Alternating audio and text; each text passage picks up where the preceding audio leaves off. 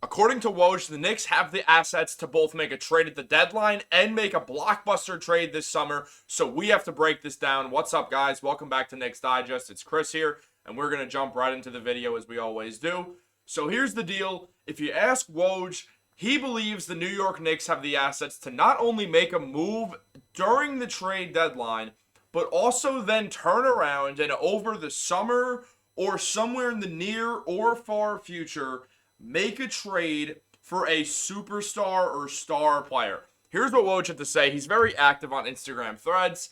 And a fan asked, what are the Knicks' plans for a backup point guard or a secondary point guard? What Woj had to say is, the Knicks are in good position asset-wise to add in that area without having to compromise themselves on chasing a big-ticket deal in the near or distant future. Now, it's been pretty ambiguous to when the Knicks are going to try to make a blockbuster trade, but all signs sort of point to this summer. I mean, trading RJ, IQ, and Obi all within the last 8 months seems to show what the Knicks are focused on, and that is contending while the NBA does not have some sort of super team that's dominating the NBA. I mean, the Nuggets are probably the favorites to repeat, but also they're not as good as they were last year. They did lose some of their bench. The NBA is fairly open right now, the Celtics and the Nuggets being the best teams, but the Celtics have their problems, the Nuggets have their problems. No team is perfect. There's no 2017-18 Golden State Warriors. There's no LeBron teams. It's open. As far as the NBA ever goes, it's open, and the Knicks are pushing for it. So here's the deal.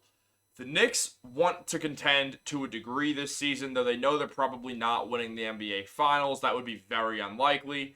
So really what they're looking to do is use that Fournier contract, basically flip it for someone who they could then trade this summer for a star player using that player who they trade for's salary. But also they want that player to be some sort of secondary ball handler, whether they're starting, whether they're coming off the bench, just someone when Brunson's off the court to run the offense, control the pace, and just not make the Knicks the worst team with an offensive or the worst offensive rating in the NBA when he's not on the floor.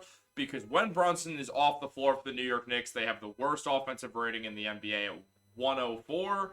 And then they also have the best offense in NBA history when Brunson's on the floor with 125.4, I think. I'm not exactly sure. I'm doing that off the dome. But both of those things are facts. They're put in Fred Katz's article. I'm not just pulling them randomly. So it kind of begs the question, who are the Knicks going to trade for? Are they going to trade for DeJounte Murray? And my answer is no. I don't think they're going to if Woj is saying that. I mean, again, let's look exactly what Woj said. He said they're in good position asset-wise to add in that area without having to compromise themselves on chasing a big-ticket deal in the near or distant future. If they traded for DeJounte Murray, they're giving away Quentin Grimes. They're giving away 2 first-rounders. They're probably trading, I guess, Evan Fournier also for salary reasons. Now, that's compromising your assets. That just is. We all know it's true. That's compromising your assets. Now you only have the 6 first-rounders. Some of them would be protected. And you also don't have Quentin Grimes to really just handcuff to someone in a trade. So I think the Knicks are not going to trade for DeJounte Murray. I don't think they're out of the DeJounte talks. But I think for all intents and purposes, it's fair to say that the Knicks and DeJounte Murray will not be a match made in heaven. And that's fine if you ask me. I don't think DeJounte fits with the Knicks anyway, so we can kind of move on from that for right now, though we will be back talking DeJounte, of course. What Fred Katz also has said in the past, the Knicks are actively fielding offers for Grimes, and that rival executives who have been in contact with them seem to think that the Knicks are hoping to land facilitating help behind Jalen Brunson. And also, if you look here, what Katz wrote in his article is that with nearly 3 weeks to go in the until the NBA trade deadline, the Knicks' priorities are taking shape, and the goal is to add someone who could help the team today and also as a contract that would be attractive in a hypothetical trade for a star this upcoming summer. Hopefully a guard.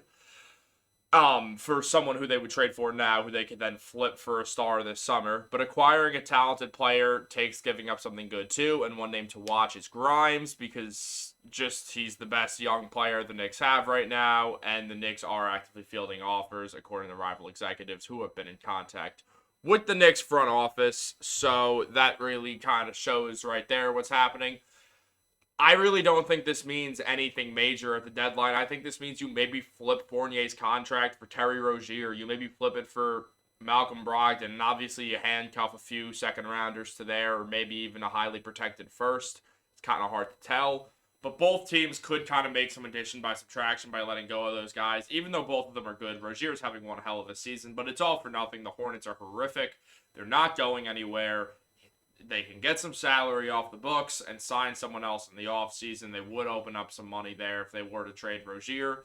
Also, it did come out today that Rozier, if he were to be traded, would prefer to go to the Miami Heat than anyone else. Surprise, surprise. But, I don't think he would say no to going to the Knicks, a team that is going to make the playoffs and will give him a big role, probably as the team's sixth man, especially since Josh Hart has completely forgotten how to play basketball in recent months, which is really unfortunate for the Knicks, for Knicks fans, and for Quentin Grimes, because Grimes still can't grasp more minutes or get more minutes than Josh Hart does somehow, but it is what it is, and hopefully Tibbs will change them. We know Tibbs doesn't make changes. That's absolutely ludicrous to believe.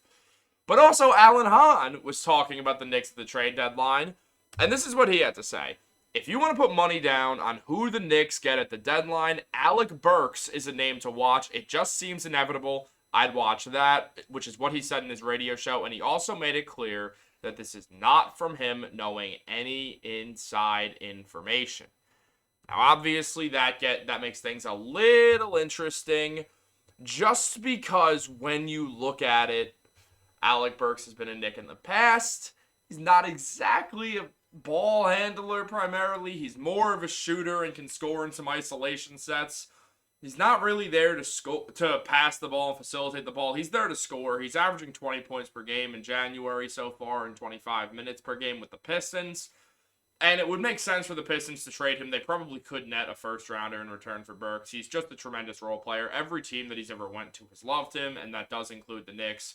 In the Knicks' first playoff game since the Melo years, Burks showed up. He had 30 points that game. He really balled out. I think the Knicks would love to have him back. Tom Thibodeau loves him. Leon Rose loves him. Burks is just loved within the Knicks organization. He's familiar with a lot of the guys here. I think he would fit really nicely with the Knicks bench. He would give them that isolation scoring punch that they so desperately need. And once again, he is someone who could become a sixth man for the Knicks. And it would just be nice to have someone who already knows the team well back. It would not take any real adjustment period. Burks would probably be excited to play for a team that's actually contending for something that isn't the first overall pick in the draft. So I would love that move personally. I don't know what they would have to give up. I doubt they could get away with giving up anything but like a protected first for him, because Burks is really good. Like, if you look at it, he's one of the best role players in the league. He's a tremendous spot-up shooter. However, his numbers are sort of down so far this season because the Pistons are horrific. So it's kind of impacted his numbers outside of the month of January. So who really knows? Maybe they could pull it off, but I feel like some team is going to be ready to offer a first for Burks. But you have to keep an eye on that. We will go more into Alec Burks in the future and this Alan Hahn comment. But also, if you just look right here, something else that Fred Katz has mentioned is that the Knicks are targeting an extra ball handler. We've talked about that. And some players who fit the description are Malcolm Brogdon, Jordan Clarkson, Colin Sexton, Bogdan Bogdanovic, Terry Rozier, Bruce Brown, TJ McConnell, Karis LeVert, and former Knick Tim Hardaway Jr. Now look, if you want to see those names get dove into more, go check out Dariel's video on it. He made a great video talking about it, so I'm not really going to go into that much depth because it's already been done on the channel. But I will say that, look, some of those names make more sense than others. I think Terry Rozier is one of them that makes the most sense. I don't really see Bogdan Bogdanovic making a ton of sense, also because the Hawks will probably want a lot for him, at least in regards to every other player on that list. So it really kind of, I'm just going to look at it again just for my own mind, but just so we could see again, Colin Sexton, Jordan Clarkson seem difficult because they're on the Jazz, and Danny Ainge would not let the Knicks get away with much. TJ McConnell can't really create his own shot, which kind of is a drawback for myself personally. Karis LeVert is on the Cavs. I feel like if the Knicks are going to make a trade with the Cavs, you make the obvious one for Donovan Mitchell. And then Tim Hardaway Jr. is playing really good basketball right now with the Dallas Mavericks. I think that if Tim Hardaway Jr. is to get traded, it's going to be so the Mavericks can make an upgrade. And I don't really think the Knicks would be giving the Mavericks an upgrade from Tim Hardaway Jr., which kind of ends that one and ends the chances of a third stint on the Knicks for Timmy. But look, a lot of things could happen. I'm not really sure what, but it does feel like one thing is for sure. The Knicks will be making a trade at the trade deadline, and I would put money on it involving Evan Fournier, so the Knicks can get a contract that's not expiring, so they don't have to accept Fournier's team option. But just the fact that they would accept Fournier's team option is another sign that clearly something's coming if they don't make a trade at the deadline. But I am pretty certain that Leon's not done this year. They're going to beef up that bench. Remember, the Knicks are not going for the title this year, but they're also not going for the title this year. They know that once you make the playoffs, anything can really happen. The Miami Heat were the friggin' 8th seed last year and went to the finals, came 2 games within winning the NBA Finals against the Denver Nuggets. So you never really can predict the NBA playoffs. You don't know who's going to get the injury bug, who's going to be healthy, who's going to just go on an unreal shooting tear, who's going to get in a slump.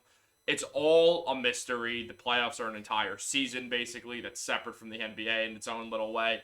But look, the Knicks are not done because they want to try to do their best to succeed in the playoffs as much as possible so they can be a more attractive name for other stars.